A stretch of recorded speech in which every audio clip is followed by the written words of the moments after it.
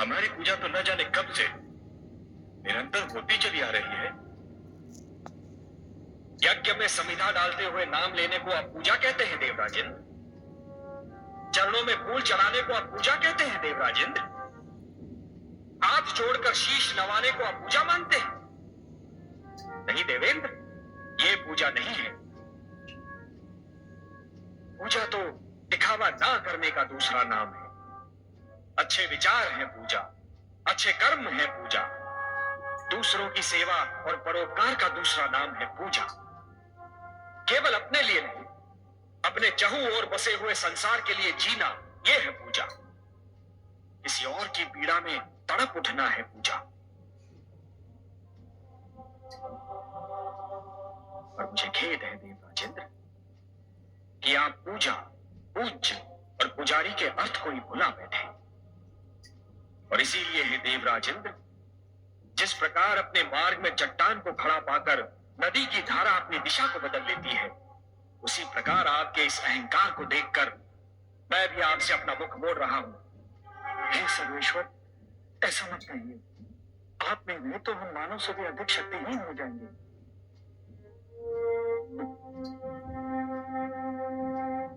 सत्य पूछिए तो यदि ऐसा हो भी गया तो मुझे उसमें तनिक भी दुख नहीं होगा, क्योंकि कई बार मैंने मानव को आप लोगों से अधिक श्रेष्ठ पाया है।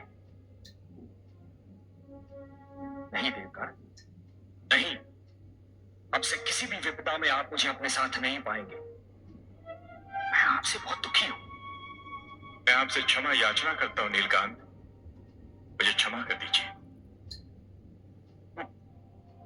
क्षमा करने वाला मैं कौन होता हूं देवराजेंद्र? आपको तो क्षमा मांगनी चाहिए विरोचन से, जिसका शरीर आपने जलाकर राख कर दिया। आपको क्षमा मांगनी चाहिए विरोचन पुत्र बलि से,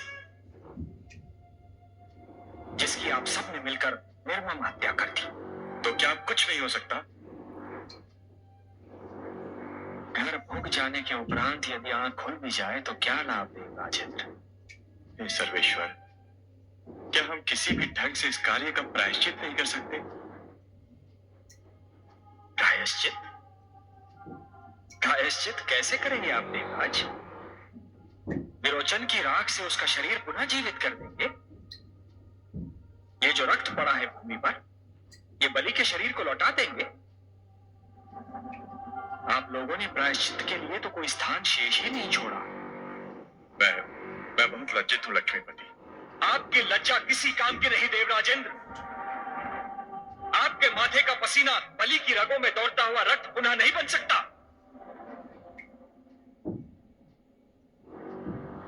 एक शिष्टाचार शेष रह गया है, केवल एक शिष्टाचार, जिसका प्रदर्शन आप कर सकते हैं, बल्कि उसका प्रदर्शन आपको करना ही चाहिए। यद्यपि उससे आपके अपराध का भार कम नहीं होगा।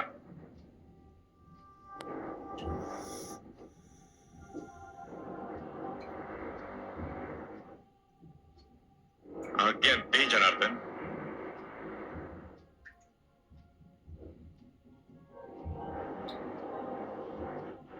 बलि के पार्थिव शरीर को वहां पहुंचा दो जहां उसकी दुखियानी माता बिलख रही है, जहां उसके गुरु शुक्राचार्य शोकाकुल खड़े हैं, जहां उसके ताया श्री आह्लाद अश्रु पीने का असफल प्रयास कर रहे हैं। मुझे खेद है देवगण, मुझे खेद है। और ये भी जान लीजिए कि आज का दिन देवलोक से, विशेषतः आप लोगों से, मेरे संबंध का अंतिम दिन है। पकोड़ों की